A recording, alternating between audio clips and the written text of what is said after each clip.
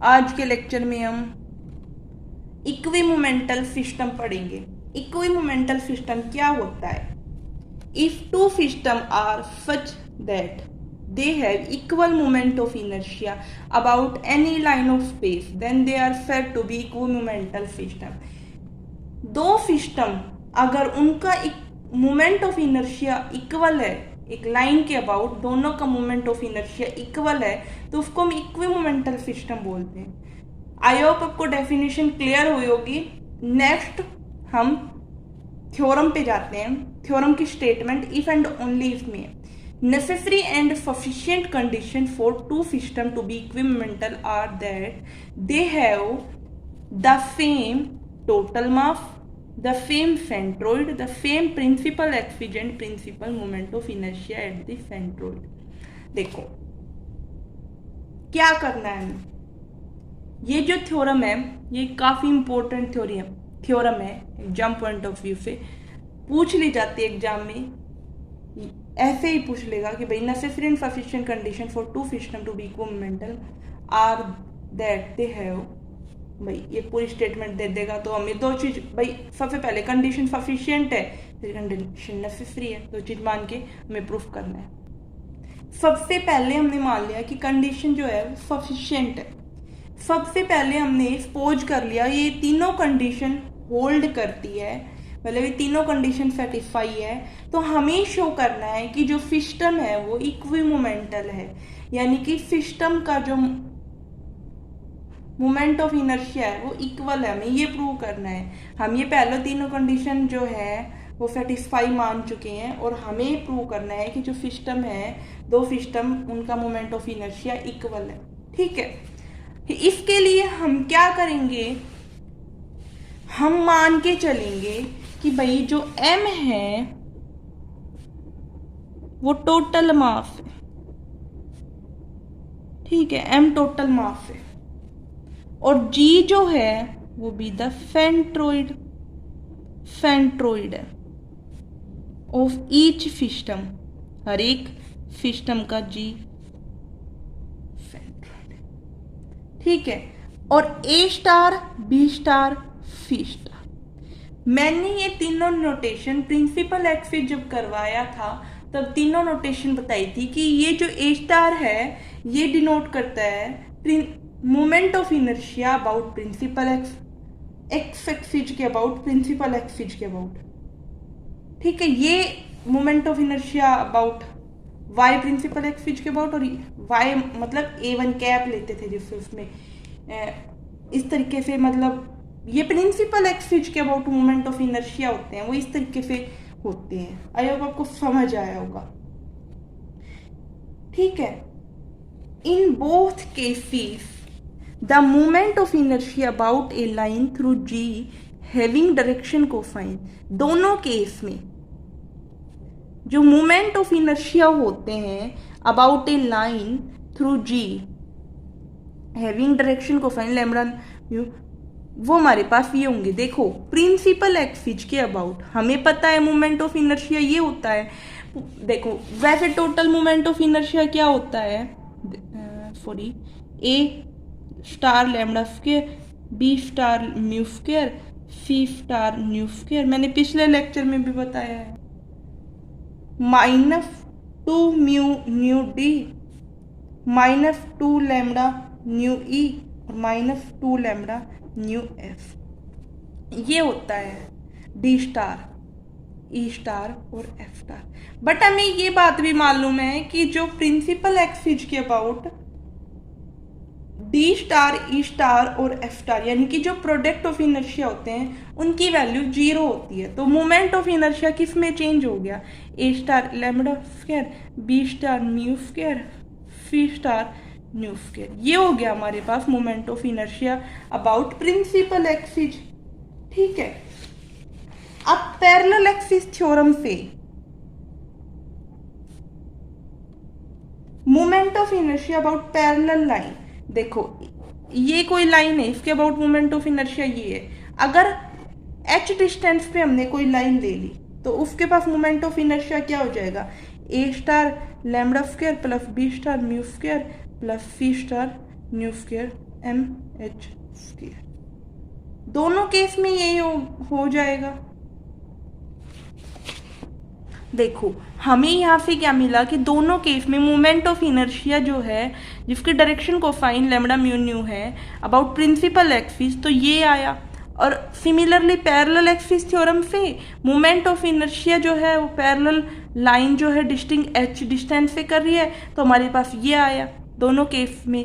तो इसका मतलब जो है कि दोनों सिस्टम है इक्वल मोमेंट ऑफ इनर्शिया रखता है। तो इसका मतलब तो यही हो गया कि दोनों सिस्टम जो है इक्वल मोमेंट ऑफ इनर्शिया रखता है about any line of space.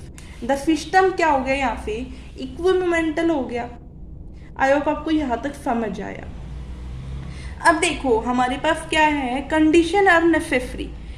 Necessary का मतलब है हमें मास और सेंट्रोइड ये जो है ये हम इसको इक्वल दिखाने, सेम मास सेंट्रोइड इस तरीके से है तो भाई इनको हमें इक्वल दिखाने।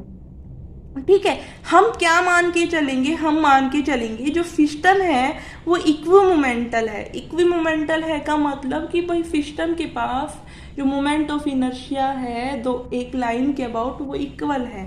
ठीक है, तो हम क्या कर रहे हैं, G1 और G2 जो सेंट्रोइड लेके चल रहे हैं of the system and M1 M2 total mass. Two system है, उन एक का सेंट्रोइड जो है G1 है, एक का सेंट्रोइड G2 है। M1 और M2 उन दोनों के मास है सिस्टम की। सिस्टम इक्विमोमेंटल है तो इसका मतलब उनका मोमेंट ऑफ इनर्शिया जो है अबाउट G1 G2 वो इक्वल है। Then moment of inertia any parallel line distance h from G1 G2 are ये होगा। देखो इसका मोमेंट ऑफ इनर्शिया हमारे पास I है जो G1 G2 है। Since the system are equimomental they have equal moment of inertia about G1 G2 के about moment of inertia हमारे पास I है और पैरेलल डिस्टेंस d पे है फ्रॉम G1 G2 से, तो इसका मोमेंट ऑफ इनर्शिया हो जाएगा सिस्टम 1 का हमारे पास ये हो जाएगा। भाई यही होता है ना पैरेलल एक्सिस थ्योरम से, I plus mass into distance का स्क्वायर। दूसरे सिस्टम का हो जाएगा I plus mass M2 into D2 का स्क्वायर। भाई पहले सिस्टम का मास कितना है M1 और डिस्टेंस कितनी है उन दोनों के बीच में D। दूसरे सिस्टम का मास कितना है M2, डिस्टेंस कितनी है D। तो ये हो जाएगा। अब सिस्टम क्या है इक्विमोमेंटल, तो इसका मतलब क्या हो गया, दोनों इक्वल हो गए। यहां से जरा कंपेयर करना भाई M1 M2 के इक्वल आ गया। आई होप आपको यहां तक समझ जाए। देखो यही मान के चल रहे सेंट्रोइड है G1 G2, दो सिस्टम के मास जो है M1 M2 टोटल मास। सिस्टम जो है वो इक्विमोमेंटल है यानी कि उनका मोमेंट ऑफ इनर्शिया जो है अबाउट G1 G2 I है। तो moment of inertia about any parallel line distance d from G1 G2, मैंने जो बताया इससे आपको क्लियर हुआ होगा कि d डिस्टेंस पे हमने पैरेलल लाइन ली, G1 G2 से d डिस्टेंस पे हमने पैरेलल लाइन ली, तो उसका मोमेंट ऑफ इनर्शिया सिस्टम 1 का तो आया हमारे पास ये और सिस्टम 2 का आया हमारे पास ये। दोनों को हमने इक्वल रख दिया तो M1 M2 के इक्वल आ गया। ठीक है, देखो मास इक्वल हो गए, हमें G1 और G2 को इक्वल लाना है यानी कि जो सेंट्रोइड है वो इक्वल होंगे। कैसे करें इसको प्रूव कि भाई I1 जो है वो मोमेंट ऑफ इनर्शिया है वो फाइदर सिस्टम। I1 क्या है, किसी भी सिस्टम का मोमेंट ऑफ इनर्शिया है, कोई भी सिस्टम का मोमेंट ऑफ इनर्शिया I1 है about the line through G perpendicular to G1 G2। G1 G2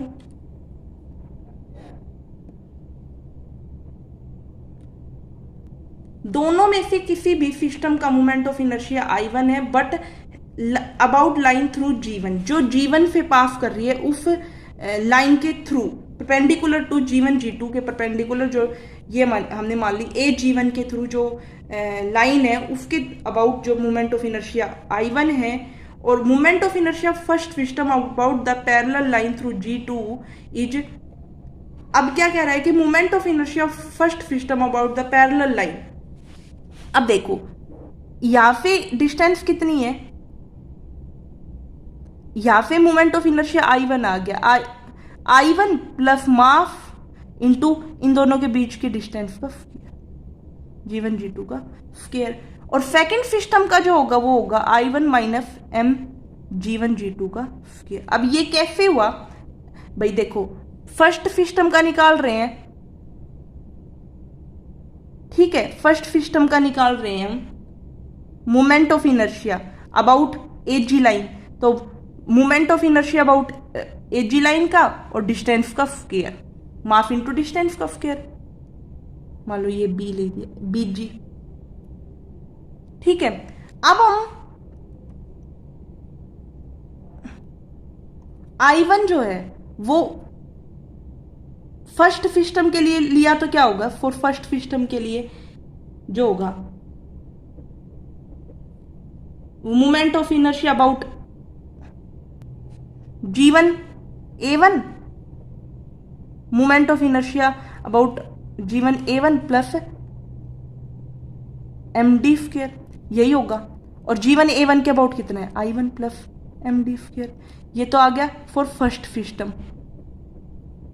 अगर सेकंड सिस्टम के लिए ले रहे हैं, सेकंड सिस्टम, तो क्या होगा, moment of inertia about G2 L2 plus M into distance हमारे पास यहाँ पे सॉरी G1 G2 होगी, G1 G2 का स्क्वायर, G1 G2 का स्क्वायर।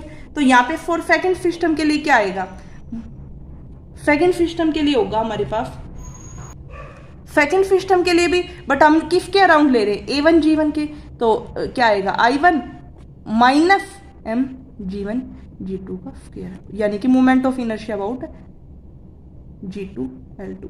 देखो पहले, अब मैं आपको अच्छे से क्लियर कर देती हूं, आपको हर एक पॉइंट क्लियर हो जाएगा। पहले सिस्टम के अबाउट ले रहे हैं, फर्स्ट सिस्टम के अबाउट ले रहे हैं मोमेंट ऑफ इनर्शिया, ठीक है, अबाउट किसके ले रहे हैं, A1 G1 की। तो हमारे पास A1 G1 के अबाउट लिया तो क्या हो जाएगा, moment of inertia about A1 G1 plus M, इन दोनों के बीच की डिस्टेंस। तो हमारे पास यहाँ पे आ गया फर्स्ट सिस्टम के लिए। अगर हम सेकंड सिस्टम के लिए ले रहे हैं तो क्या होगा, moment of inertia about G2 B2, ये B है, G2 B लिख लो, मैंने L लिख दिया, वो नोटेशन ऐसी माइंड में चल रही थी तो L लिखा गया, B G2 B plus M G1 G2 का स्क्वायर। हमें G2 B के अराउंड चाहिए, G2 B के अराउंड चाहिए, तो क्या हो जाएगा, I1 minus M G1 G2 का स्क्वायर। आई होप आपको समझ आएगा, अगर नहीं समझ में आए तो कमेंट में मुझे करो, तो मुझे अब पता चलेगा आपको समझ नहीं है, वैसे आपको समझ आ जाएगा। तो ये दोनों इक्वल हो गए।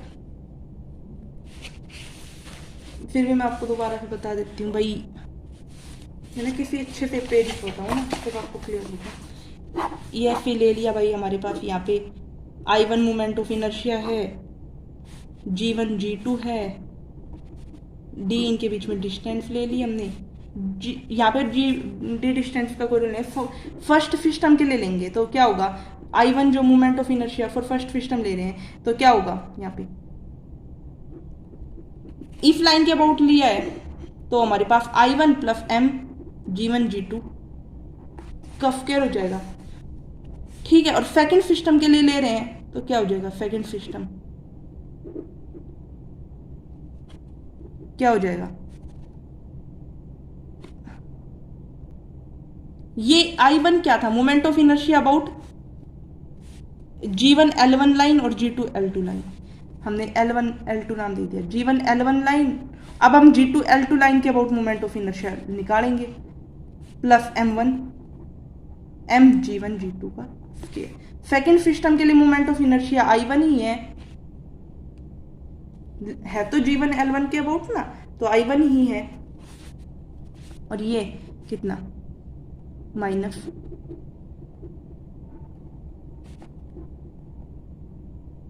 Moment of inertia about G2 L2 के अबाउट आ गया, ठीक है, ठीक है। और सिस्टम क्या है, इक्वल मोमेंटल, तो यहाँ पे क्या हो गया, दोनों को मोमेंट ऑफ इनर्शिया इक्वल हो गया, तो दोनों को G1 G2 इक्वल आ गया। System have equal moment of inertia about any line through their common centroid G Thus, इस प्रकार their momental ellipsoid of at G are same and for their principal accident moment of inertia at G. क्या कहा है इस line में? इसने ये कहा है कि सिस्टम जो है इक्वल मोमेंट ऑफ इनर्शिया रख रहा है. मोमेंट ऑफ इनर्शिया इक्वल है, इक्वल मोमेंट ऑफ इनर्शिया मान के चले इक्वल मोमेंट ऑफ इनर्शिया है about any line through common centroid. Common centroid के अबाउट उनका मोमेंट ऑफ इनर्शिया इक्वल है, तो उनका मोमेंटल जो इलिप्सॉइड होगा वो भी सेम होगा. मोमेंटल इलिप्सॉइड सेम होगा तो principal axis and principal moment of inertia जो होगा जी पे वो भी सेम होगा. तो यही बात लिखी है इसमें. सिस्टम है equal moment of inertia about any line through their common centroid G. Thus इस प्रकार their momental ellipsoid of G, momental ellipsoid जो है जी का और same and for the principal axis and principal moment of inertia at G. तो मतलब जी पे ही होगा. योगा का मतलब ये है कि भाई सेम होगा, ठीक है ना.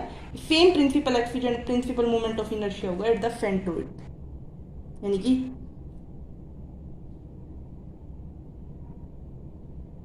आई होप आपको समझ आया होगा.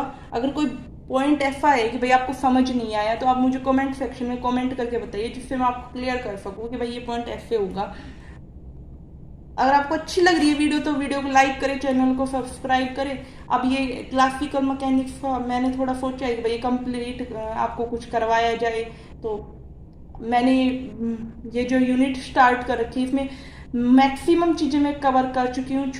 थोड़ी बहुत चीज़ें रह रही है. कोप्लेनर डिस्ट्रीब्यूशन है, कुछ मोमेंट ऑफ इनर्शिया के एग्जाम्पल रह रहे हैं. अगर आप कमेंट करके बताएंगे भाई एग्जाम्पल करवाने हैं मुझे तो मैं करवा दूंगी, वरना एग्जाम्पल आप खुद भी कर सकते हो. सिमिलर से ही एग्जाम्पल है तो आपको समझ में आ जाएगा. और अगर आप कमेंट करोगे कि भाई करवा देना तो मैं करवा भी दूंगी. Thank you for watching my video. If you like, then subscribe my YouTube channel and share your friends